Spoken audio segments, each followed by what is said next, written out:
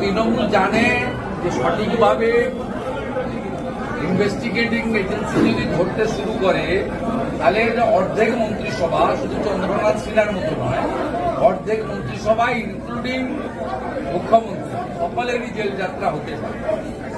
তাই এরা চায় জেলে থেকে সরকার চালাবে। আর নরেন্দ্র মোদীজি বলছেন যে একটা সাধারণ রেলের কর্মচারী, সাধারণ চতুর্থ শ্রেণীর কর্মচারী 50 ঘন্টা জেলে থাকলে তার চাকরি চলে যাচ্ছে, আইনে আছে। কিন্তু মন্ত্রী, মুখ্যমন্ত্রী, প্রধানমন্ত্রী এরা বছরের পর বছর জেলে থাকলেও এদের মন্ত্রিত্ব যায় না। ভারতবর্ষের সংবিধানে আপনারও একটা ভোট, আমারও একটা ভোট, মাননীয় রাষ্ট্রপতিরও একটা ভোট, একটা সাধারণ গ্রামের প্রান্তিক কৃষক মজদুরেরও একটা ভোট।